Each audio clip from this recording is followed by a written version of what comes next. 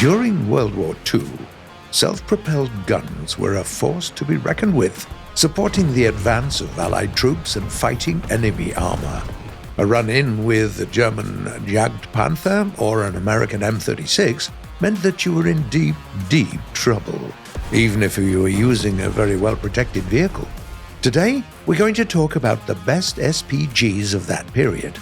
No ATGMs, recoilless rifles, or computerized fire control systems, just some tough armor and powerful guns. The true classics of war thunder. Let's go. Let's start with the Type 5 or Reproduction, a Japanese experimental SPG. One of its key selling points is that it has really good upper frontal armor. Despite its considerable weight, the vehicle is also pretty mobile. Just keep in mind that it lacks neutral steering, so your mobility is somewhat limited. At the same time, you get really good reverse speed and a very stable gun. The Hori is armed with a 105mm cannon that doesn't take too long to reload and can fire powerful shells with good penetrating power and a decent behind armor effect. The gun also has nice depression and elevation, from -10 degrees to +20 degrees. All in all, this SPG is a well-balanced tank destroyer that can perform really well, both as an ambush vehicle that uses terrain features to its advantage, and as an aggressive flank attacker, or even brawler. Next up is the Soviet Object 268. This experimental SPG was created on the basis of the T-10 tank, giving it decent mobility. This vehicle accelerates pretty fast, but just like the majority of Soviet tanks, isn't quite as nimble when it comes to turning on the spot, due to the design of its chassis. On the other hand, it's very well protected, with up to 187mm of armor in the front.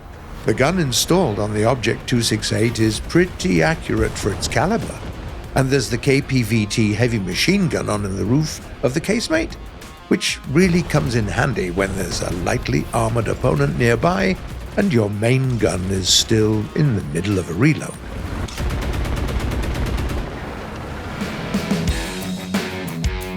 The fifth spot on the list was grabbed by the Sav 20-12-48, a Swedish premium tank destroyer. It has weak armor, decent mobility, but most importantly, it comes equipped with a massive 120mm gun with an autoloader. Yeah, you get only 6 rounds in each magazine, but it takes you barely more than just a second to reload, which is insane. If you get used to the vehicle's optics and low shell velocity, it can be extremely effective in combat. Then we have the German Panzer IV70A. The only okayish bit of armor it has is in the front, and the vehicle really needs just one penetration to go up in flames, as the crew is closely packed together. That's okay though, because you're not picking this tank destroyer for its survivability. You use it because it's armed with the 75mm PAK-42 cannon that you've seen on Panthers. At your BR, this gun can penetrate basically anyone from considerable distance, no less. And it's pretty damned accurate with its high-velocity shells, allowing you to snipe your targets from afar. Obviously, you have to pay for this overwhelming firepower with low survivability and limited mobility. But if you're careful and play your cards right, this tank destroyer can be a real monster. Third place on our list was claimed by the M36, an American SPG created by mounting the 90mm M3 cannon on a Sherman chassis. The advantages of this combination are rather obvious. You get a highly mobile vehicle that can shoot the M82 APCR, which has enough penetrating and destructive power to make short work of any opponent. Furthermore, The M36 has a pretty good turret rotation speed. If you don't think that turret traverse is important, just remember the times you used vehicles like the British Achilles. By the way, the M36 has the same Achilles heel as many other American tank destroyers. Be wary of aircraft.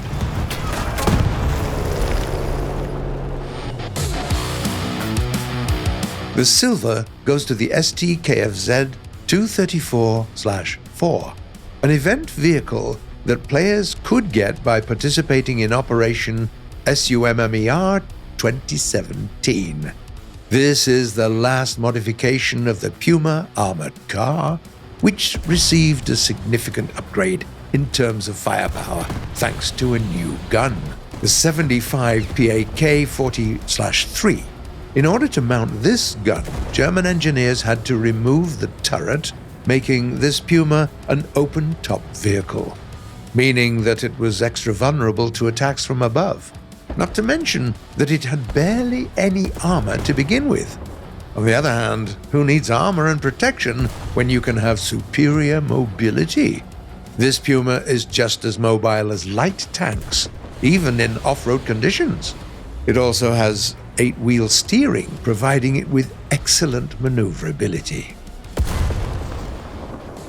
Finally, the best classic SPG is clearly the Jagda Panther. There are two variations of this vehicle in War Thunder. The regular can be found in the German tech tree, and the command variant is available as a premium vehicle. This tank destroyer inherited a number of strengths from the Panther, including a sturdy body and great mobility, which allows it to move as fast as most medium tanks at its BR. The gun is also excellent. It's the PAK 43 cannon, a weapon familiar to any tanker that's ever used the fearsome Tiger II.